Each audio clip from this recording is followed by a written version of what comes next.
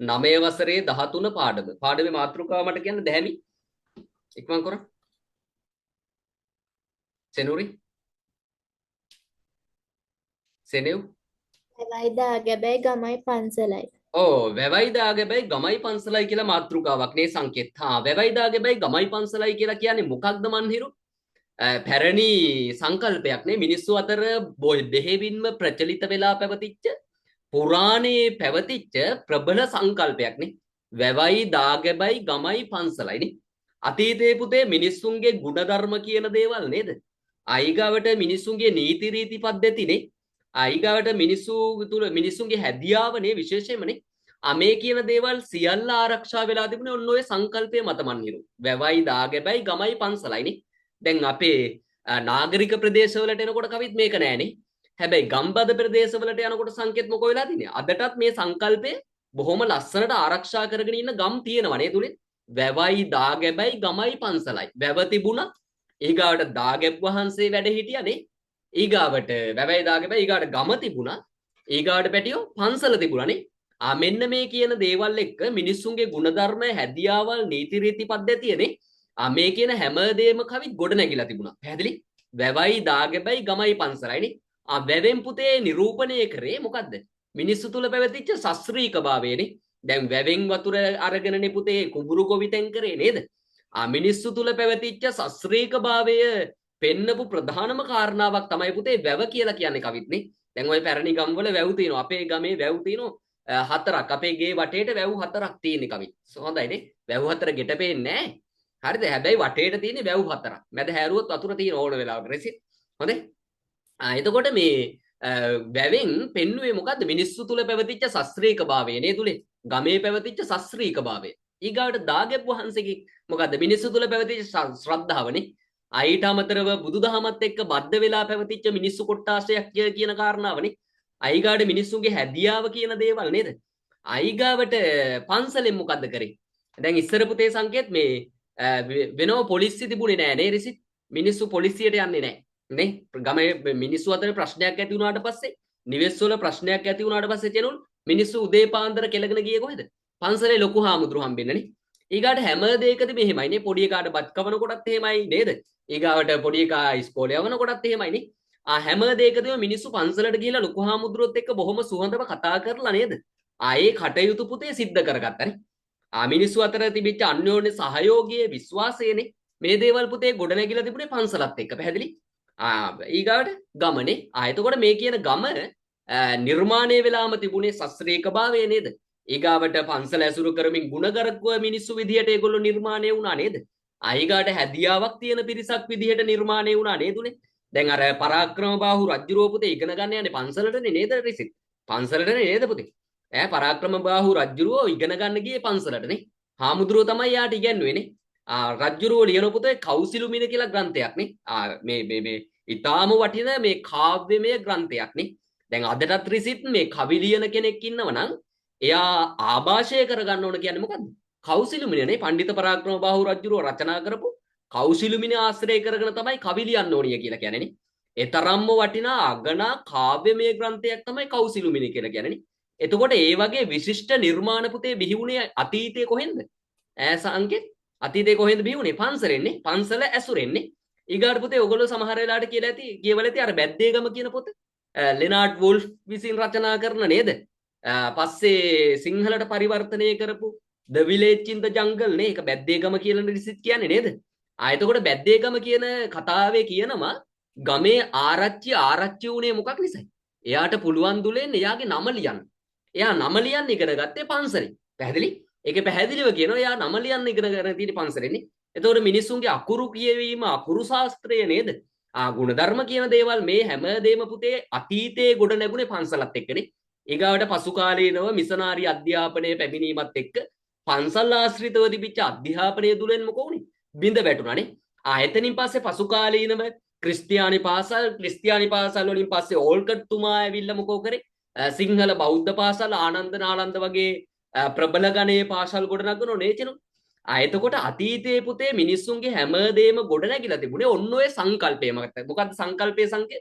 වැවයි දාගැබයි ගමයි පන්සලයිනේ.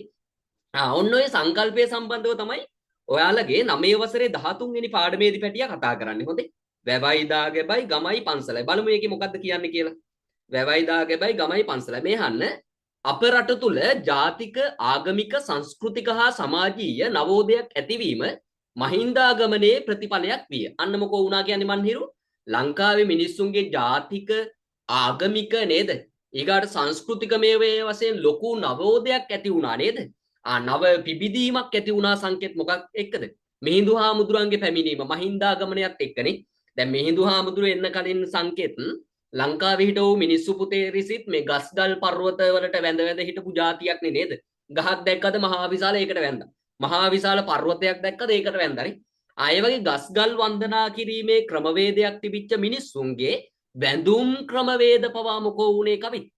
බුදුදහම එළඹීමත් එක්ක මහින්දාගමනයෙන් පස්සේ එහෙම නැත්නම් මිහිඳු හාමුදුරන්ගේ පැමිණීමත් එක්ක මිනිස්සු තුල පැවතිච්ච වන්දනාකම පවා මන්හිරු අර්ථාන්විත වුණානේ. දකින දකින ගහට වඳිනව වෙනුවට මිනිස්සු වඳින්න පෙළඹුණා මොකටද? බෝධීන් වහන්සේට ඇසතු වෘක්ෂයටනේ.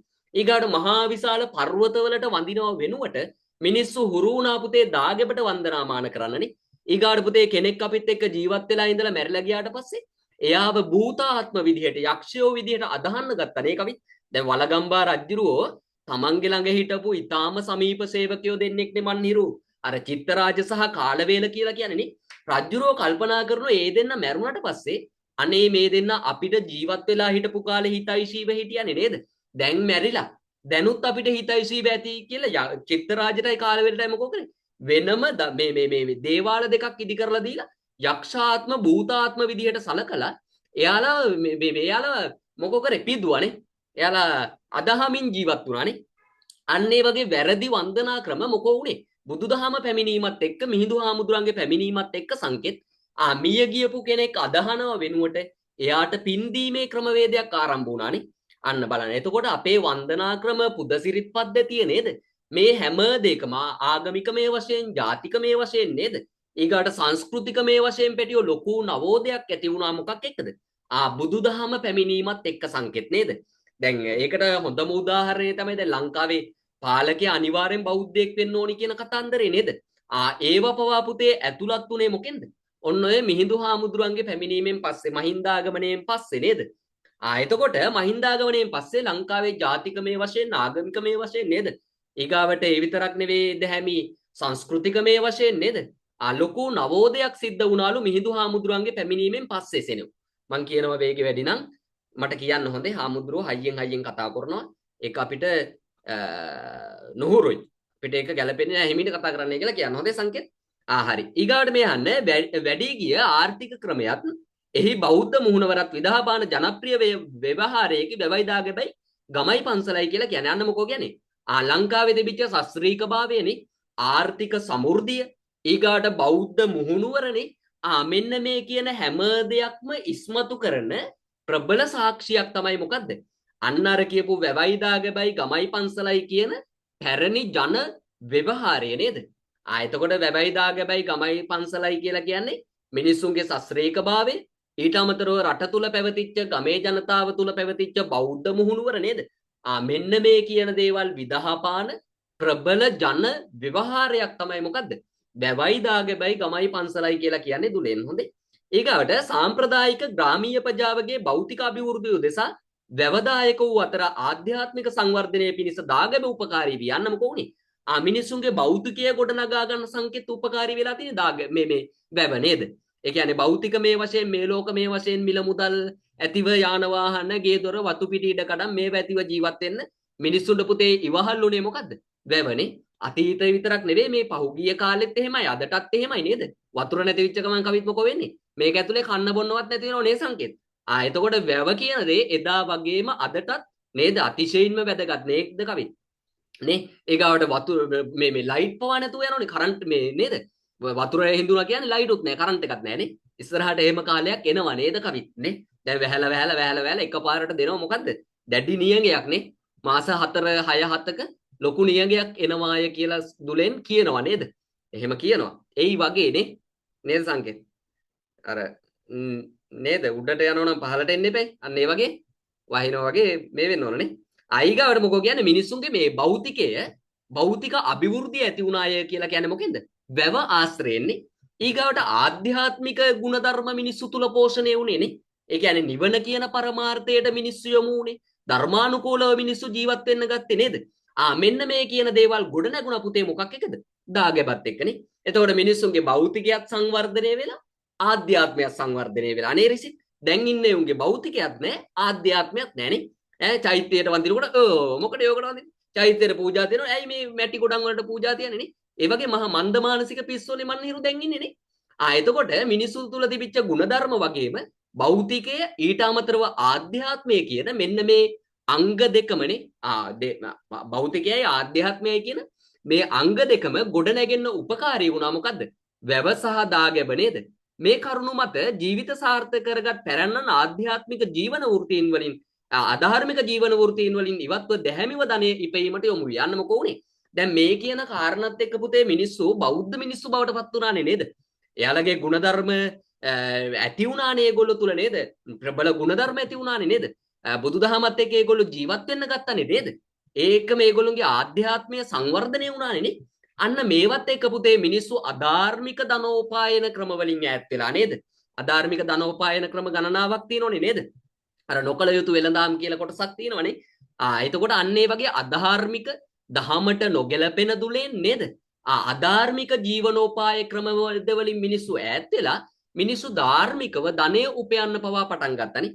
එතකොට මිනිස්සු ධර්මානුකූලව ගොඩ නැගුණ ආධ්‍යාත්මයේ සංවර්ධනය කරගත්තා. තමන්ගේ භෞතිකයේ සංවර්ධනය කරගත්තනේ. මෙලව සහ පරලොව දෙලොව දියුණුව සලසගත්ත මොකක් කරයි? මෙන්න මේ වැවයි දාගැබයි ගමයි පන්සලයි කියන සංකල්පය හරහා කවිත්. දැන් වර්තමාන වෙනකොට කවිත් මොකෝ වෙලා තින්නේ? මේ වැවයි දාගැබයි ගමයි පන්සලයි කියන සංකල්පය ඇහෙන්නෙත් නෑ නේ මන්හිරු. සමහර වෙලාවට අර මොකද්ද මේ මාරමුකය කියලා තියෙන පුතේ මේ ඊසොප්ගේ උපමා කතාවක්. මාරමුකය දුලෙන් අහලා තියෙනවද කතන්දරේ? සංකේත් මාරමුකේ නේ අහලා තියෙනවයි මන්හිරු මාරමුකය කියලා ඊසොප්ගේ උපමා කතාවල තියෙනවා මේ උපමා කතාවක්. හරිද? ඒක මේ ගොඩක් වෙලාවට දන්නේ අපි චූටි කාලේ ඉඳන් රිසිත් දන්නවා ඒක. මේ දැන් ඉන්න ළමයි ඒක දන්නේ නැහැ මාරමුකේ. සංකේත් මොකක්ද මේ මාරමුකේ? ඒක ඕනේ නෑනේ නේ. චනුල් සෙරුරි දැන් චූටි කාලේ ආච්චි අම්මලා තමයි ඕවා කියලා දෙන්නේ. දැන් ආච්චි අම්මලවත් ගෙවල් වල නෑනේ නේ. ඒ මිනිස්සු පන්න ගන්න. අපිට උපදෙස් දෙන වැඩි කියලා එලෝ ගන්නෝනේ. එහෙමද?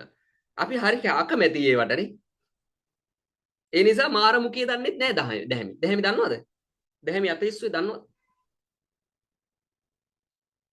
හරි. මේ අහන්නේ එතකොට ඔන්න ඔය වැබයි දාගැබයි ගමයි පන්සලයි කියන ඔය සංකල්පයට අදාළව ඔන්න ඔය සරල කාරණා